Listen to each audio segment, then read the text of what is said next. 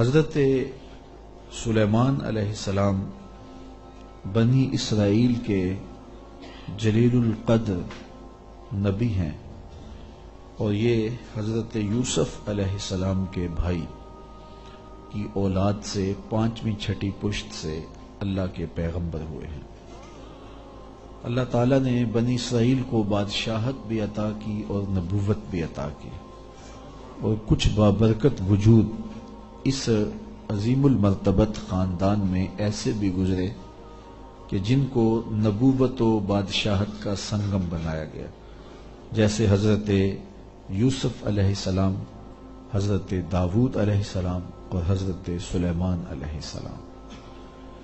حضرت سلیمان علیہ السلام حضرت داود علیہ السلام کے صاحبزادے تھے اور ان کے وارث قرار پائے۔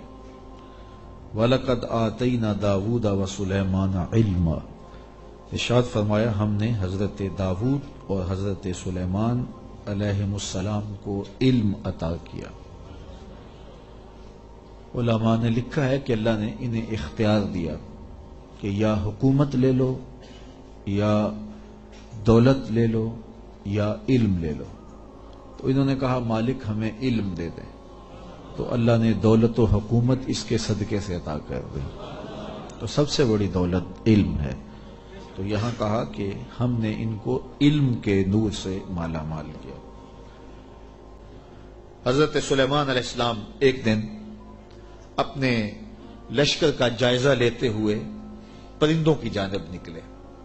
کیسی شان و شوکت تھی، جنوں پر بھی حکومت، انسانوں پر بھی حکومت، پرندوں پر بھی حکومت۔ تو آپ نے پرندوں کا جائزہ لیا، فرمایا میں ہدہد کو نہیں دیکھ رہا، اور پھر فرمایا وہ واقعی غائب ہو گیا ہے، میں اس کو سخت عذاب دوں گا، یا اس کو میں ذبح کر دوں گا، یا وہ میری جانب میرے پاس اپنے بے قصور ہونے کی کوئی واضح دلیل لائے۔ تین باتیں کی، یا تو سخت عذاب دوں گا، یا ذبح کر دوں گا، یا پھر اپنی صفائی میں کوئی مضبوط دلیل لائے۔ حضرت سلیمان علیہ السلام بیت اللہ کی حاضری کے بعد واپس آ رہے تھے، اور صنعاء کے مقام پہ جو یمن کا شہر ہے وہاں آپ نے پڑاؤ کیا، اور وہاں آپ نے جانوروں کا جائزہ لیا، اور وہاں ہدہد کو نہ دیکھا۔ مفسرین فرماتے ہیں جب پانی کی ضرورت ہوتی تو ہدہد کو حاضر کیا جاتا، اور یہ ہدہد جو تھا وہ پھر بتاتا کہ کس جگہ پانی ہے۔ یہ جانوروں کے اندر انجینئر ہے، اللہ نے اس کو بڑی طاقت دی۔ حضرت ابو ہریرہ رضی اللہ تعالیٰ عنہ نے جب فرمایا نا کہ یہ بڑی قوتوں سے مالا مال کیا گیا ہے، اس کی نظر بڑی تیز ہوتی ہے، تو کسی نے حضرت ابو ہریرہ سے کہا کہ چھوٹے بچے جب دھاگا لگا کے، جال لگا کے جو ہے وہ پھاہی لگاتے ہیں، تو یہ ہدہد پھنس جاتا ہے۔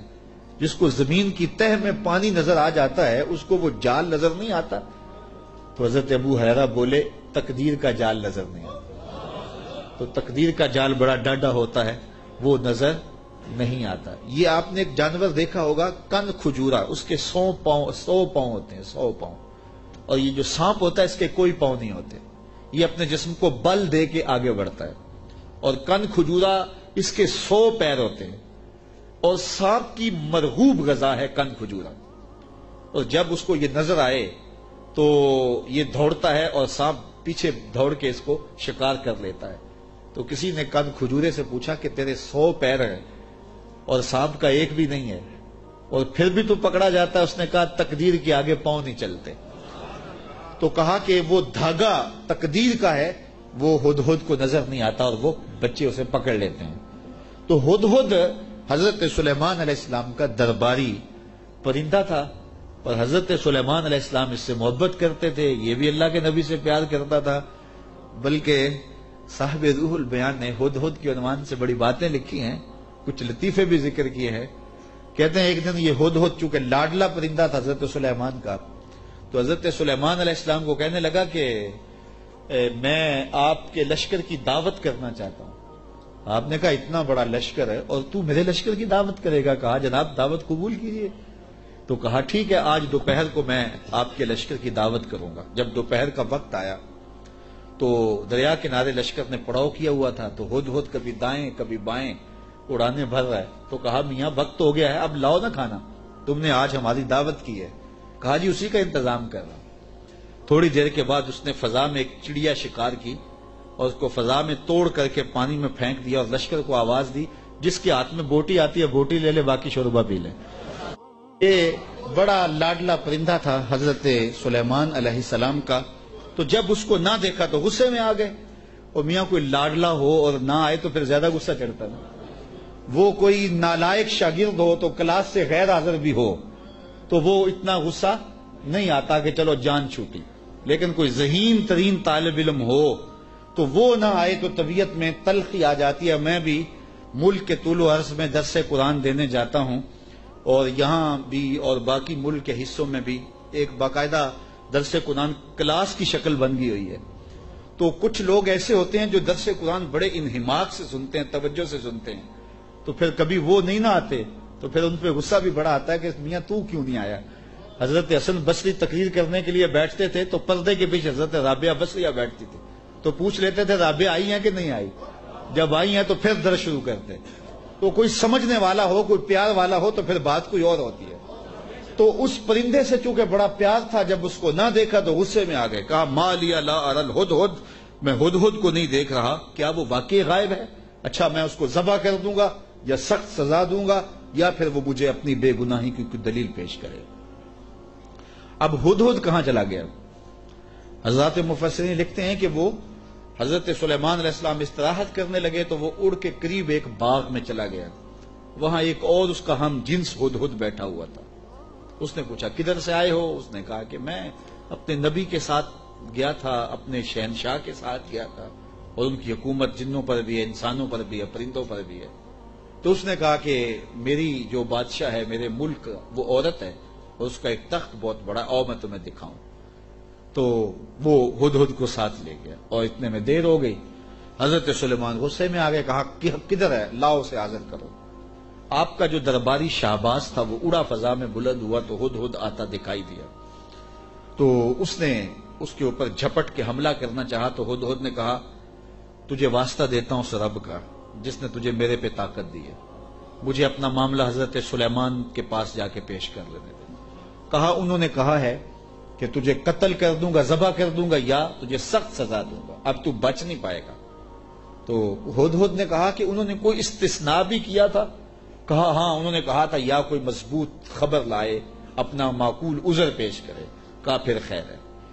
اب ہدہد حضرت سلیمان کے پاس آیا اور مفسرین کہتے ہیں اس نے اپنے پر جھکا لیے اور دم بھی جھکا لی اور حضرت سلیمان کے سامنے عرض کی کہ اس رب سے ڈریے جس کے حضور آپ رب قیامت کے دن پیش ہوں گے۔ بس یہ بات کہنے کی دیر تھی کہ حضرت سلیمان کا غصہ ٹھنڈا ہو گیا۔ فرمایا بتاؤ کدھر گئے تھے؟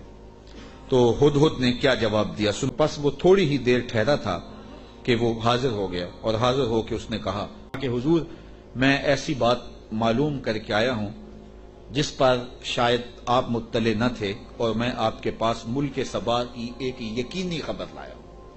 آپ نے اس چیز کا مشاہدہ نہیں کیا جس کا میں مشاہدہ کر کے آیا ہوں، تو میں ایک یقینی خبر آپ کو جو چشم دید ہے وہ بتانا چاہتا ہوں۔ حضرت سلیمان نے کہا بتاؤ۔ اس نے کہا میں ایک ایسی خاتون کو دیکھا ہے جو بادشاہت کے تخت پہ براجمان ہے، میں نے ایک ایسی عورت دیکھی ہے وہاں جو ان پر حکومت کرتی ہے اور اقتدار کی مسند پہ بیٹھی ہے، اور اسے ملکیت و اقتدار میں ہر چیز بخشی گئی ہے اور اس کے پاس بہت بڑا تخت ہے۔ یہ شہرہ آفاق تخت تھا جو ملکہ بلقیس کے پاس تھا، اور یہ 40 ہاتھ چوڑا تھا، 80 ہاتھ لمبا تھا۔ شرعی ہاتھ جب کہا جاتا ہے تو وہ کونی تک ہوتا ہے، تو گویا دوسرے لفظوں میں 1.5 فٹ کا ایک ہاتھ لگائیں تو یہ 60 ہاتھ چوڑا تھا اور 120 ہاتھ جو ہے وہ لمبا تھا۔ سونے چاندی اور قیمتی دھاتوں کا بنا تھا اور 7 منزلیں تھی اس کی، اور قیمتی موتی اس کے اوپر لگے تھے، اور جب وہ اپنا دربار لگاتی تو اس تخت کے اوپر بیٹھتی، اور اس کے 12,000 سردار تھے قوم کے جن کے تحت فوجیں تھیں، اور ایک مضبوط نظم و نسق تھا، ہر شے فوجیں آلات حرب و ضرب بہت کچھ دیا گیا تھا۔ تو اس بات کی کہانی سنائی۔ میں نے دیکھا ہے وہ اور اس کی قوم اللہ کے علاوہ سورج کو پوجتی ہے، اللہ کو چھوڑ کر سورج کی پرستش کرتی ہے۔ حضرت سلیمان نے ہدہد سے کہا کہ ہم ابھی دیکھتے ہیں کہ تو سچ کہہ رہا ہے یا جھوٹ بول رہا ہے۔ آپ نے خط لکھا اور ہدہد کو دیا، کہا اس کو لے جاؤ اور یہ خط ان کی طرف ڈال دو، اور اس کے بعد ان کے پاس سے ہٹ جاؤ، پھر دیکھ کہ وہ کس بات کی طرف رجوع کرتے ہیں۔ اس خط کے اوپر حضرت سلیمان علیہ السلام نے تحریر کی، ہدہد کے سپرد کیا۔ 1 مہینے کی مسافت پر تھا یہ ملک سبا حضرت سلیمان علیہ السلام کے ملک شام سے۔ 1 مہینہ جاتے ہوئے لگتا تھا، 1 مہینہ آتے ہوئے لگتا تھا۔ کہ یہ خط لے جاؤ میرا اور ملک سبا میں جاؤ اور ملکہ بلقیس کو دے آؤ، اور پھر دیکھو کہ وہ کیا کہتے ہیں۔ ہدہد نے خط پکڑا، بادشاہ تخت پہ بیٹھی تھی، اس نے جا کے خط پھینک دیا۔ جب ملکہ نے خط پکڑا اور اس کو کھولا اور پڑھا، نبی کی جلالت تھی، کیونکہ صرف بادشاہ نہیں تھے، نبی بھی تھے، تو کہتے اس کا وجود کانپنے لگا، اور اس نے اپنی قوم کے سرداروں کو کہا، اے میری قوم کے سرداروں، میری طرف ایک عزت والا خط ڈالا گیا ہے۔ علماء تفسیر نے لکھا ہے کہ یہ لفظ ہی اس کے لیے بہتری کی ضمانت بن گیا کہ اس نے نبی کے خط کو عزت والا خط کہا۔ بعد میں جو ہوا اور پھر وہ مطیع ہوئی اور اللہ نے اس کے لیے بہتریوں کے دروازے کھولے، وہ اس کی اس تکریم کی وجہ سے۔ خسرو پرویز کی جانب میرے رسول کریم صلی اللہ علیہ وسلم نے خط بھیجا تھا تو اس نے ٹکڑے کر دیے تھے، تو آقا کریم علیہ السلام نے جب سنا تو فرمایا اللہ اس کی سلطنت کے ٹکڑے کرے گا، اور ایسے ہوا۔ تو پرویز نے حضور کا خط پھاڑا تھا تو ذلیل و رسوا ہو گیا، اور اس نے اللہ کے پیغمبر کے خط کو سینے سے لگایا اور کہا یہ عزت والا خط ہے جو میری جانب ڈالا گیا ہے، چک یہ حضرت سلیمان کی طرف سے ہے، اور بے شک اس میں یہ لکھا ہے کہ اللہ کے نام سے شروع جو رحمان اور رحیم ہے۔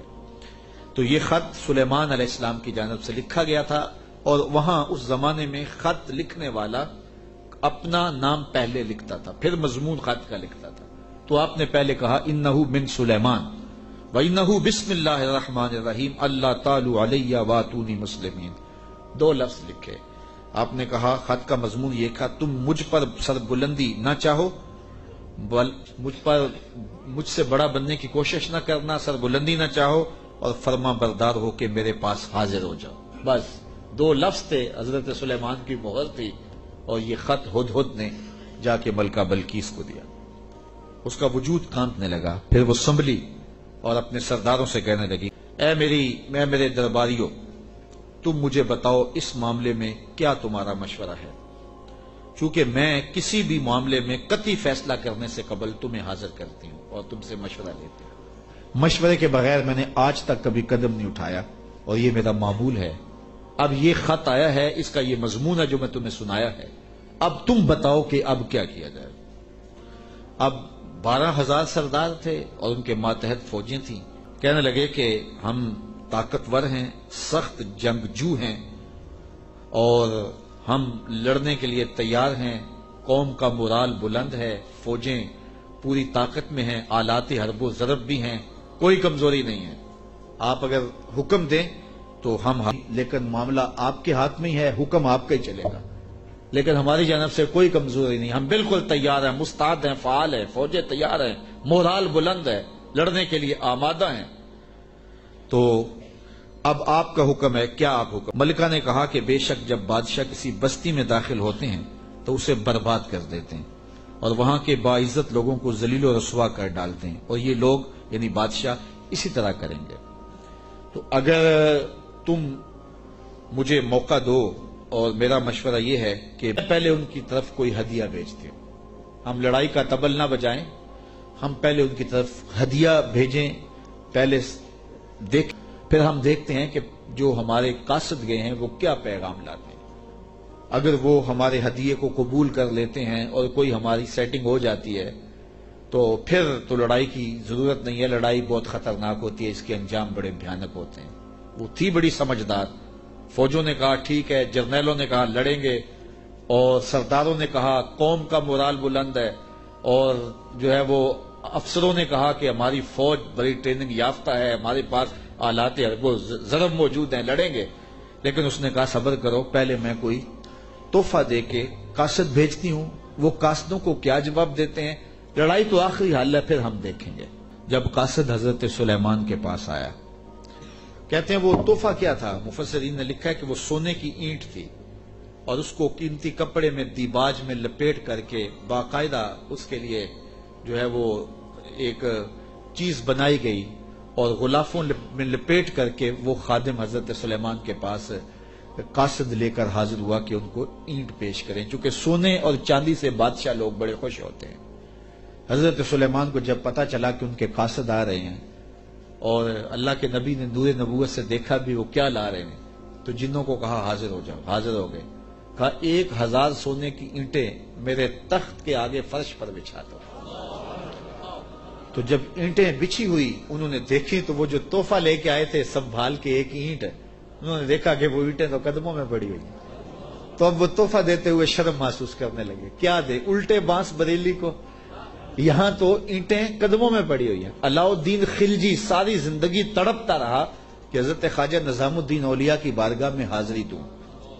آپ مانتے نہیں تھے، آپ کا مزاج ایسا تھا کہ شاہوں سے گریزاں تھے، تو اس نے بڑا زور کیا۔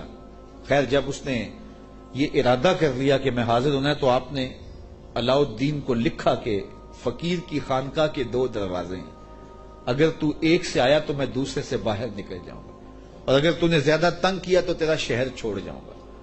خیر بادشاہ نے ایک دن جو ہے وہ بغیر بتائے خانقاہ میں حاضری دی، شیخ کو پتا چلا تو انہوں نے دروازے پر پہرے دار کھڑے کر دیے کہ بادشاہ کو اندر نہیں آنے دینا۔ بادشاہ نے ان کے تیور پڑے فقیروں کے، تو یہ جو پیروں کے مرید ہوتے تو دیوانے ہیں، کہا کہ یہ تو مر جائیں گے لیکن شیخ کے دروازے سے اندر نہیں جانے دیں گے۔ تو بادشاہ کو شرارت سوجی تو اس نے کاغذ کے ٹکڑے پہ لکھا کہ یہ کیا ہوا کہ بادشاہوں کے دروازوں پہ بھی بواب چوکیدار اور فقیروں کے دروازے پہ بھی بواب۔ تو اندر سے شیخ نے اسی کاغذ کے ٹکڑے پہ بیک پہ اس کی پشت پہ لکھ کے بھیجا، فرق یہ ہے کہ بادشاہوں کے درباروں پر جو بواب ہوتے ہیں وہ فقیروں کو روکنے کے لیے ہوتے ہیں، اور جو فقیروں کی چوکھٹ پہ بواب ہوتے ہیں وہ امیروں کو روکنے کے لیے ہوتے ہیں۔ بادشاہ کہنے لگا کہ مجھے حضرت کی خانقاہ تو دیکھنے کی اجازت ہوگی۔ خدام نے کہا کوئی حرج نہیں ہے۔ تو وہ خانقاہ لنگر خانہ دیکھنے لگا، بہت بڑی خانقاہ تھی۔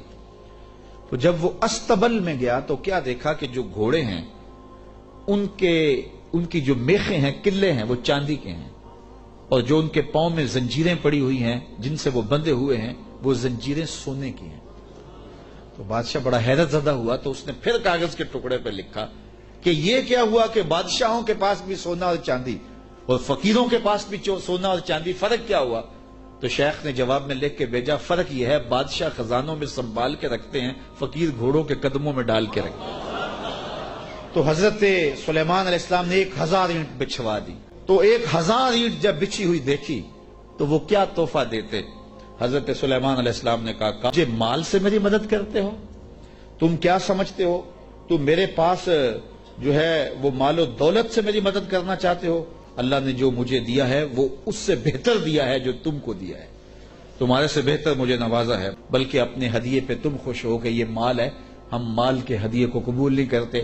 ایک طرف سورج کو پوجا جا رہا ہے، رب کے ساتھ شریک ٹھہرایا جا رہا ہے، اور میں ایک اینٹ لے کے راضی ہو جاؤں سونے کی، اور تم اللہ کی مخالفت کرتے رہو۔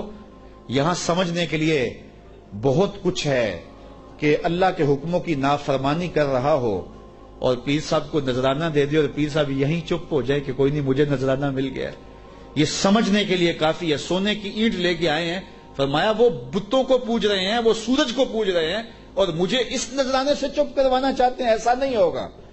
اور آپ نے اس قاصد کو پیغام دیا، ارجع الیہم، جا ان کے پاس اور ان کو بتا، جا کے بتا کہ ہم ایسا لشکر لے کے آ رہے ہیں جس کا تم مقابلہ نہیں کر پاؤ گے، اور تمہیں ذلیل کر کے رسوا کر کے شہروں سے نکالے کے تیار ہو جاؤ۔ حضرت سلیمان نے اس قاصد کو پیغام بھیجا۔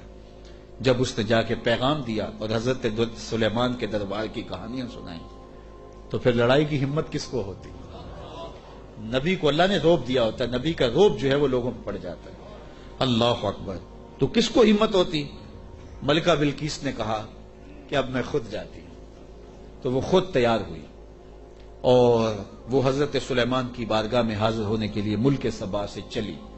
ادھر بھی وقت گزرتا گیا، جب 3 فرسخ دور وہ دربار سے رہ گئی، 1 فرسخ اور 3 فرسخ 5 کلومیٹر لگا لے، آپ یہ کہہ لیں کہ وہ بائی پاس پہ یا وہ یہ چناب پل پہ اتنے فاصلے پہ جب اس کا آنا ہوا تو حضرت سلیمان بیٹھے تھے اور آپ نے اپنے درباریوں سے کہا، پار لگا تھا، جن بھی بیٹھے تھے، انسان بھی بیٹھے تھے، پرندے بھی تھے، آپ نے کہا میرے درباریوں وہ بلقیس آ گئی ہے، یہاں قریب ہی آ گئی ہے، تو اس کا وہ تخت جس پہ اسے ناز ہے کوئی ہے جو اٹھا لائے اس کے لانے سے پہلے؟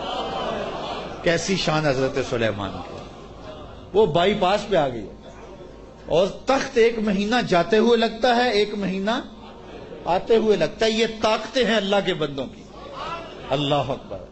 تو کہا وہ تو ادھر آ گئی ہے، تو کوئی ہے جو اس کا تخت جا کے جلدی جلدی اٹھا لائے؟ تو جب آپ نے یہ بات کہی تو ایک جن کہنے لگا حضرت میں لاتا ہوں، کب لاؤ؟ آپ کی مجلس ختم ہونے سے پہلے پہلے حاضر کر دیتا ہوں۔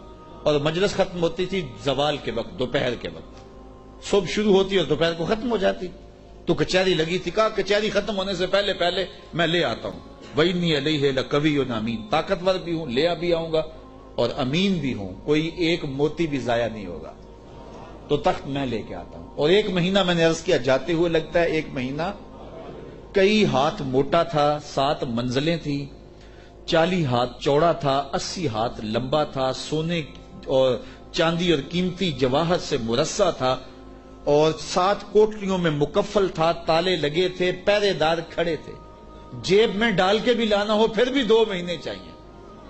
اور اس تخت کو لانے کا کہا دوپہر تک لے آتا ہوں۔ بڑی بات تھی نا، حضرت سلیمان خوش ہو جاتے کہ بڑی بات ہے، تو میں نہیں، مجھے اس سے بھی پہلے چاہیے، مجھے اس سے بھی پہلے چاہیے۔ کیا شان ہے، کیا شان ہے، کہا مجھے اس سے بھی پہلے چاہیے۔